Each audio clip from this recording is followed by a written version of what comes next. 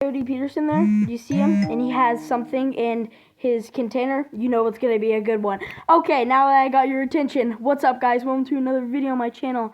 I'm gonna be doing another reacting video today. Oh, puppy! This is a Brave Wilderness reacting video, and this is the newest Sting/Bite episode that has came out of Brave Wilderness. This was just made a few days ago, or it just came out a few days ago. I'm pretty hyped to react to this. So it's the dark fishing spider, and this thing's huge. Let's get right into the video. This is intimidating. I mean, I'm not gonna lie to you guys. When it comes to getting bitten by things, it's gotten easier over the years.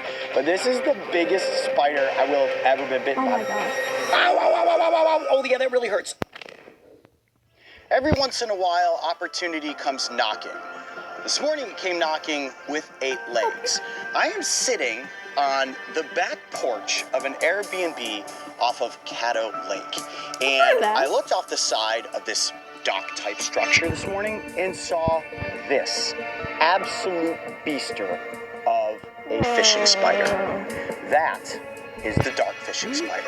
And I gotta tell you guys, in my entire life, searching swamps, ponds, rivers, you name it, I have never seen a fishing spider of this size. Yeah. Now, before we get into the bite, which of course is going to be the most entertaining part of today's episode, I just have to take a minute to admire how beautiful this arachnid is. Ooh. And when you see a spider of this size, the first thing that you really can notice are all of the hairs. And what's cool about fishing spiders specifically is that they have all sorts of waxy substance on the hairs, on the tips of their feet. That allows them to skitter across the surface.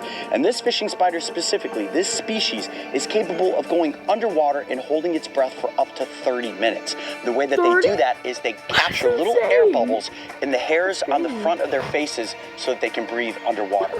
Talk about a highly advanced arachnid.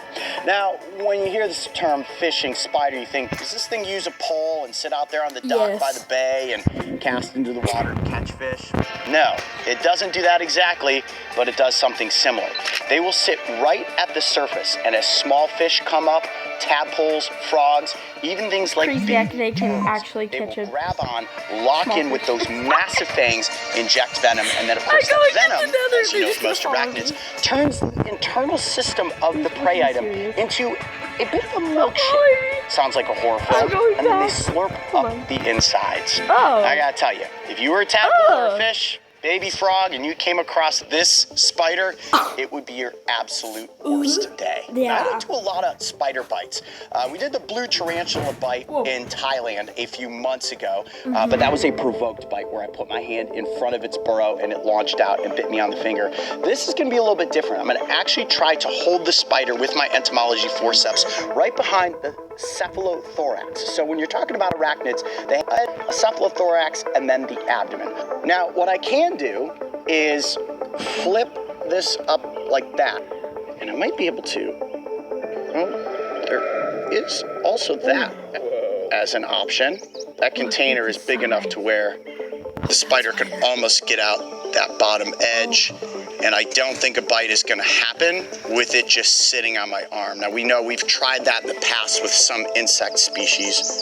Oop, go back down in there. No, I think, you know what, let me give you the net, just so you're on standby, and if I say net, just hand me the net. Is that nerves I hear clanking on that glass? A little bit. Okay,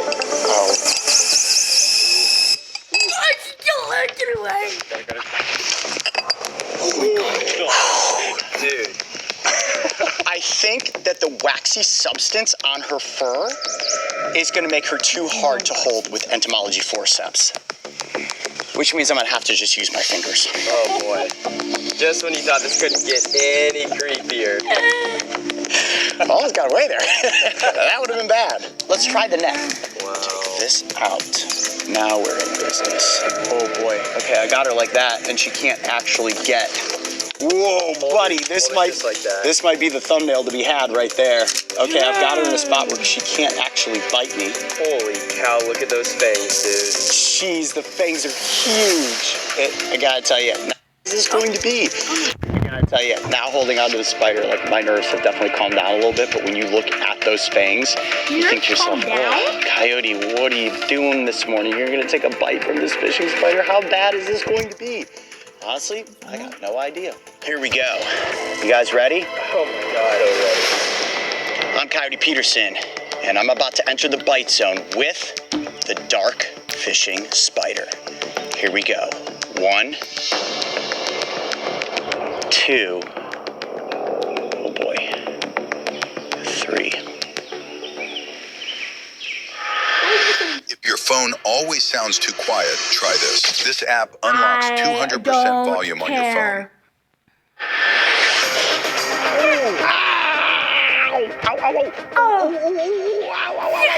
That really hurts.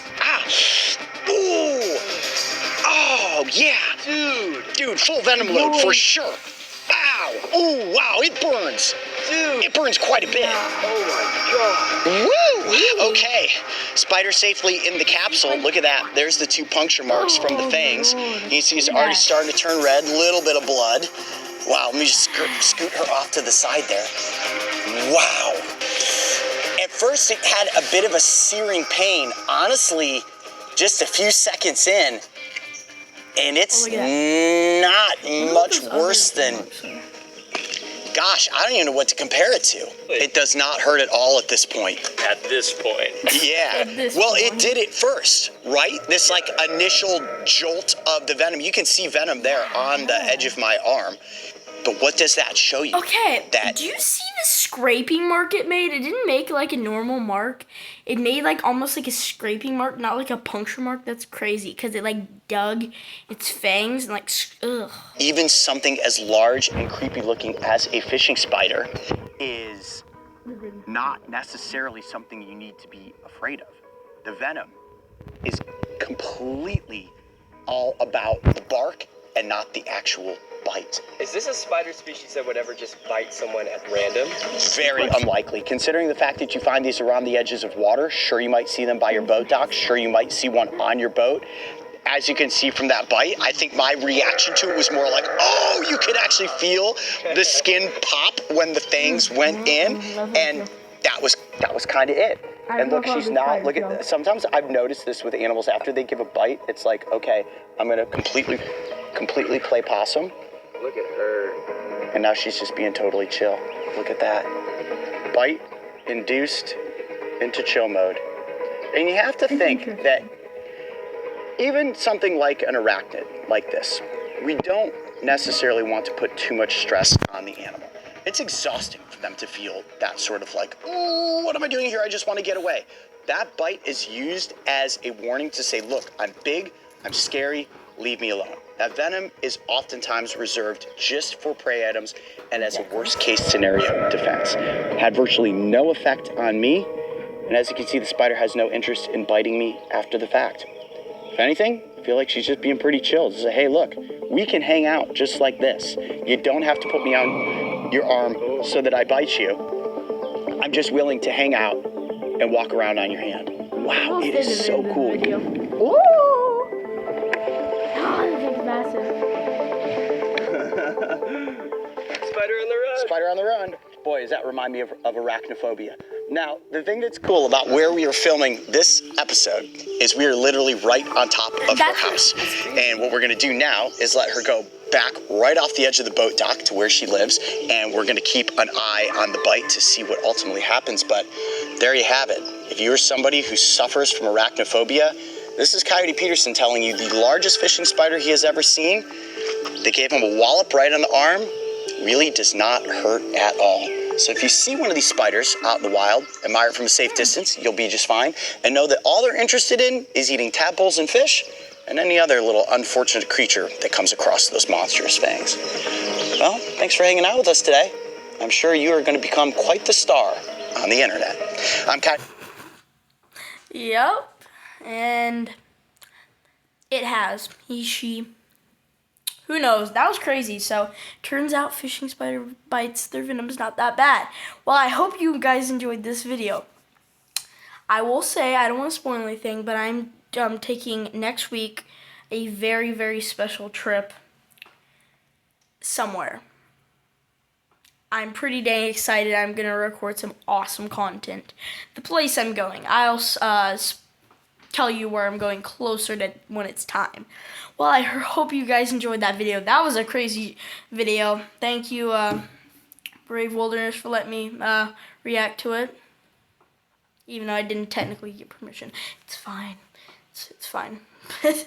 But yeah, I hope you guys enjoyed this video. If you did, don't forget to give this video a big thumbs up. Subscribe to my channel if you haven't already, and turn on notifications so you don't miss any of the newest videos on my channel. Until the next time, guys. Peace.